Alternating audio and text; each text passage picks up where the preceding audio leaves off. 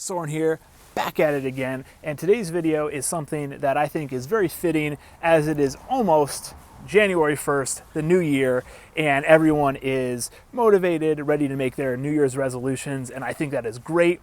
It's something that I really enjoy doing. However, what I find is that it's often very hard to stay motivated and stay consistent as we progress through the year. So you'll see a lot of people super motivated here in early January, and then by February they have fallen off the wagon and have stopped altogether. So today's video is how can we maintain that focus, how can we maintain that consistency, and really align ourselves so that we are successful and stay with our resolutions and become the best version of ourselves as the year progresses, not just that dopamine spike in January and then fall off by February. So I'm going to put the camera down on the tripod and we will hop right into it.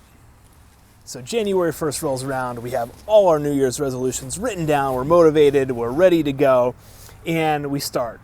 But as January keeps on rolling on, we kind of lose our motivation, we lose our focus, and by mid-February, early February, or maybe even in January, we have fallen off the wagon and have given up on our resolutions. Now, don't feel bad. This is something that I think everyone struggles with and goes through.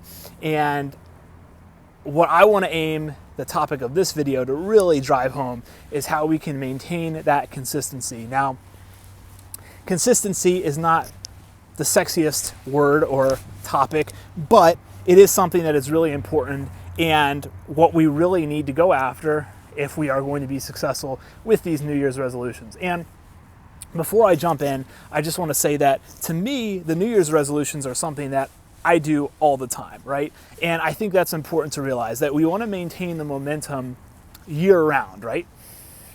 It's about to be January. That's a great time. You can use New Year's as that time where you can reflect on the past year, kind of write down what you want the upcoming year to be like, but ultimately you want to maintain that through in March, in July, in September, October, through year round, right? We want to maintain that momentum, and then that way, coming into the new year, we already have the ball rolling and we have the momentum going forward, and it's not like we have to start the locomotive from standstill. We already got that power moving forward, and that helps a lot.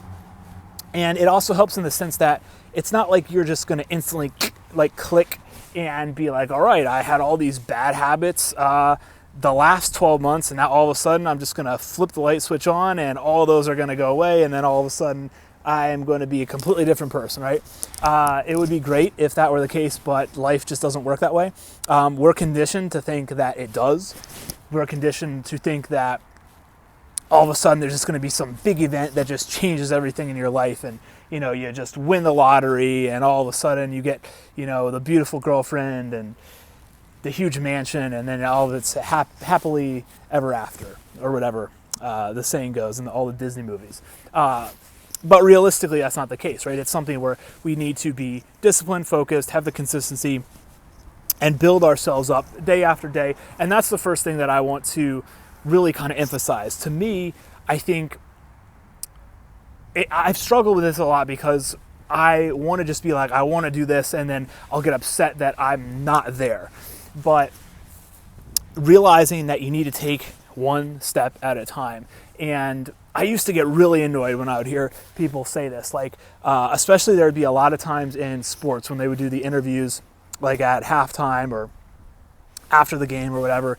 You'd hear someone like Tom Brady or whatever, that's just the first name that comes to mind, be like, yeah, we just need to take it one day at a time, we need to take it one step at a time. And that used to just really irk me, but it's actually really good advice. So the idea is that you just need to start taking action, and by taking action, you're going to start thinking. And another thing is that don't worry if you don't have the exact answer. Don't worry if you don't have the exact end result in place. You do sometimes want to reverse engineer things, meaning you want to start with what do I want my end result to be, and then work back what are the steps that I would have to then do to get there.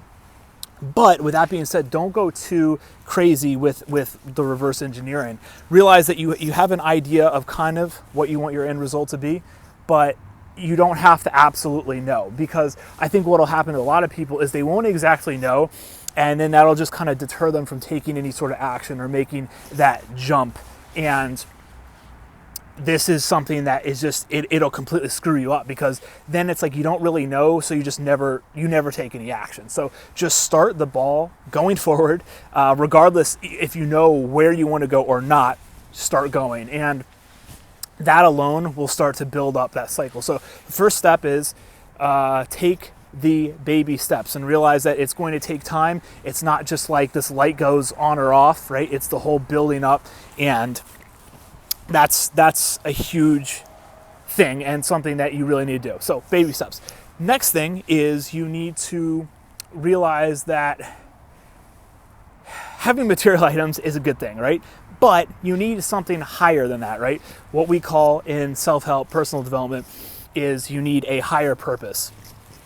Meaning you need some sort of impetus, you need some sort of higher energy, higher power, higher calling that's going to keep you centered moving forward. So while getting material items is great, and there's lots of things that I'll write down in my notebook, in my journal, that I want to get. Like, for example, I just got this new jacket. If you like it, check it out.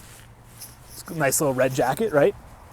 But while it's great, and then you get that dopamine spike, right? And you get a new jacket, okay, it's nice for a day or two, maybe even a couple of weeks. It spikes you a little bit every time you put it on.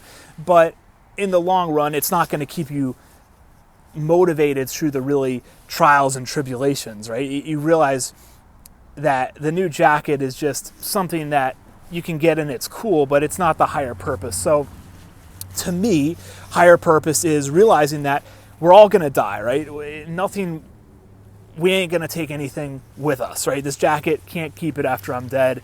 The new car, the new house, whatever it is that's materialistic, you just can't keep those things. So with that being said, realizing that none of the material items you can take with you, right, when you die.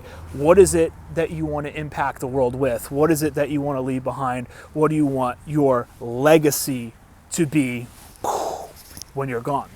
And this is not to be morbid, and oftentimes it can, people don't want to think like this because they don't want to realize that they're going to die, or they don't want to do it because it's hard and it's painful. But what's your higher purpose? And really ask yourself that and really write it down.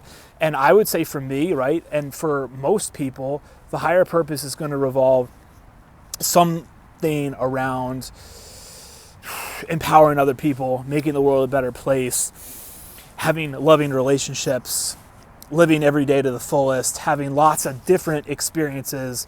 And that is what's going to keep you kind of tethered to your resolutions. Realize that as the year goes on, right, in order to stick with these things, you need that higher purpose that's going to center you, because believe me, there's going to be tons of things that are going to throw you off. And you may fall off for a while, right? I do this all the time. It drives me crazy. I'm still working on a lot of these things. I fall off all the time. Even the last week with Christmas coming up, I was not as kind of focused. I wasn't reading as much. I wasn't thinking as much. I kind of ate a bunch of sugar cookies and was honestly kind of derped out for 4 or 5 days around Christmas. And, sometimes you need that derping out so that you can come back to center. And when you come back, you'll be even stronger. But if you don't have that higher purpose, you won't be able to come back to center. You'll kind of fall off into the nebulous, and you'll never be able to get your way locked back in. So you want to have the higher purpose to lock you back in.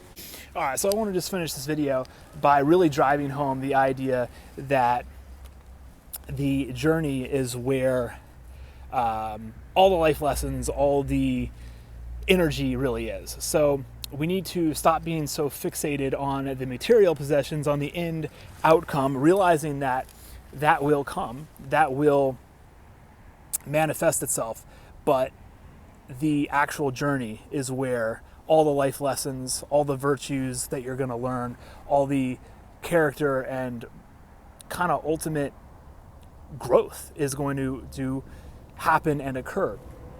And once you realize this, being able to stay consistent, stay focused, stay disciplined, continue to grow is going to become so much easier. So as I've talked about in this video, it's a matter of taking action, aligning yourself with the ultimate higher purpose, and finally here, realizing that the journey is where all the growth and personal development takes place. Now, once you fuse all these three things together, I think you'll find that maintaining the consistency past just January 1st will become much easier. You'll have much more clarity, you'll have much more focus, and you'll be able to maintain that momentum year-round and not fall off the wagon like all the other poor saps come February 1st. So, I hope this was a helpful video. I enjoyed filming it. Now that I've kind of cleared all the sugar cookies out of my system, I can think much better, and moving forward, I got lots of great videos and ideas planned ahead. And like always, I will talk to you guys very, very soon. I'm out.